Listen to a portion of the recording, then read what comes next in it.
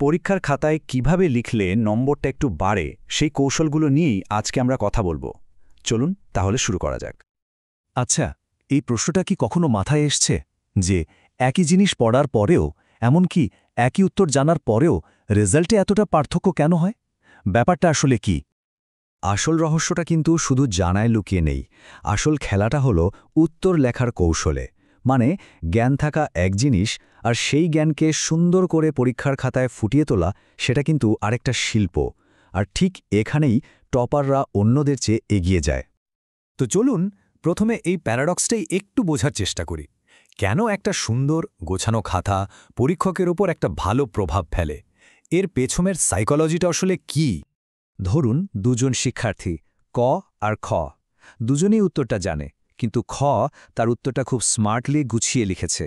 ফলে প্রায় সবসময় দেখা যায় খ বেশি নম্বর পাচ্ছে।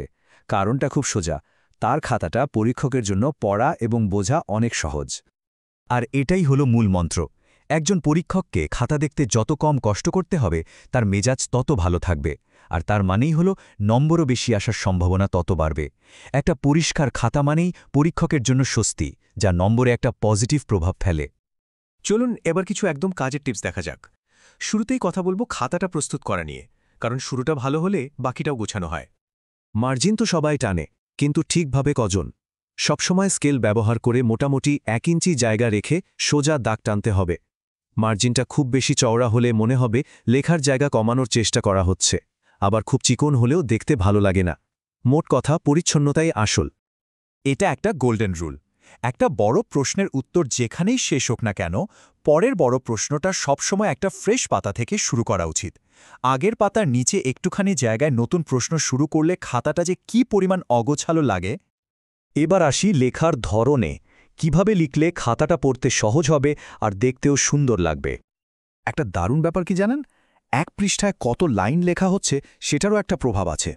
খুব বেশি গাদাগাদি করে বা খুব ফাঁকা ফাঁকা করে না লিখে প্রতি পৃষ্ঠায় 12 থেকে 14 লাইন লেখাটা হলো আদর্শ। এতে খাতাটা দেখতে খুব গোছানো লাগে আর পরীক্ষকের পড়তেও আরাম হয়। ঠিক একইভাবে প্রতিটা লাইনে যদি 5 থেকে 6টা শব্দ লেখা হয়, তাহলে অক্ষরগুলো স্পষ্ট থাকে আর পড়তে খুব সুবিধা হয়। এমনকি হাতের লেখা খুব একটা সুন্দর না হলেও এই কৌশলটা খাতাটাকে অনেক বেশি পরিচ্ছন্ন করে তোলে। আরেকটা ছোট কিন্তু জরুরি বিষয়, যখন কোনো প্রশ্নের ক, খ বা গ এর মতো অংশের উত্তর লেখা হয়, তখন একটা উত্তর শেষ করে অন্তত 1-2 লাইন গ্যাপ দিয়ে পরেরটা শুরু করা উচিত। এতে পরীক্ষক সহজেই বুঝতে পারেন কোন উত্তরটা কোথায় শেষ হলো। চলুন এখন এমন কিছু স্মার্ট হ্যাকস নিয়ে কথা বলি, যেগুলো খুব ছোট হলেও একটা সাধারণ খাতা আর একটা অসাধারণ খাতার মধ্যে পার্থক্য গড়ে দিতে পারে। পরীক্ষার খাতায় কোন রঙের কলম ব্যবহার করা হচ্ছে সেটা কিন্তু খুব গুরুত্বপূর্ণ। কালো কালি হল সবচেয়ে নিরাপদ। হেডিং বা কোনো পয়েন্ট আন্ডারলাইন করার জন্য নীল কালি ব্যবহার করা যেতে পারে, কিন্তু লাল, সবুজ, গোলাপি এইসব রং একদমই ব্যবহার করা যাবে না। আর এটা তো একটা দারুণ কৌশল, যেটাকে বলা যায় কিওয়ার্ড স্ট্র্যাটেজি। উত্তরের সবচেয়ে গুরুত্বপূর্ণ শব্দ বা লাইনগুলো যদি পেন্সিল দিয়ে আন্ডারলাইন করে দেওয়া হয়, তাহলে পরীক্ষকের চোখ সরাসরি সেখানেই পড়ে। এতে তিনি এক নজরেই বুঝে যান যে মূল পয়েন্টগুলো লেখা হয়েছে। হয়তো পুরো উত্তরটা পড়ার তার আর দরকারই হয় না। লেখার সময় ভুল তো হতেই পারে, তাই না? কিন্তু সেই ভুলটা কিভাবে ঠিক করা হচ্ছে সেটাই আসল।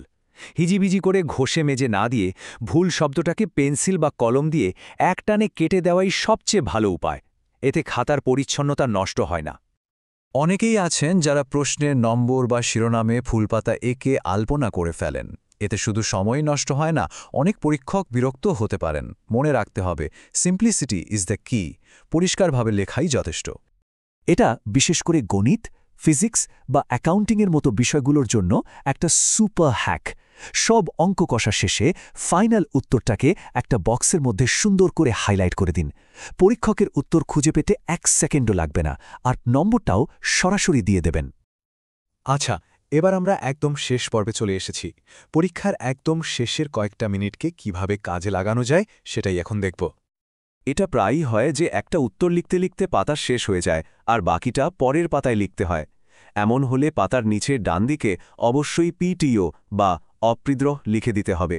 না হলে পরীক্ষক ভাবতেই পারেন যে উত্তর ওখানেই শেষ আর বাকি অংশটা তার চোখ এড়িয়ে যেতে পারে। পুরো পরীক্ষা শেষ করার পর হাতে অন্তত 5 মিনিট সময় রাখাটা ভীষণ জরুরি। এই 5 মিনিটের রিভিউ অনেক বড় ভুল ধরিয়ে দিতে পারে আর বেশ কিছু নম্বরও বাঁচিয়ে দিতে পারে। তো এই শেষ 5 মিনিটে কি করতে হবে? খুব দ্রুত পুরো খাতাটা একবার উল্টে দেখতে হবে, কোনো পাতা খালি রয়ে গেল কিনা, দাড়ি কমার মতো ছোটোখাটো ভুল আছে কিনা, চোখে পড়ার মতো কোনো বানান ভুল আছে কিনা, আর সবচেয়ে জরুরি, সব প্রশ্নের নম্বর ঠিকঠাক দেওয়া হয়েছে কিনা। এই ছোট ছোট চেকিংগুলোই শেষে গিয়ে বড় একটা পার্থক্য করে দেয়। তাহলে আমরা আবার সেই প্রথম প্রশ্নটাতেই ফিরে আসি। যখন দুজন শিক্ষার্থীর জ্ঞান আর প্রস্তুতি একদম সমান, তখন কোন জিনিসটা একজনকে আরেকজনের থেকে এগিয়ে রাখে? উত্তরটা হলো উপস্থাপনার কৌশল। আর এটাই হলো কম পরিশ্রমে বেশি নম্বর পাওয়ার আসল হ্যাক।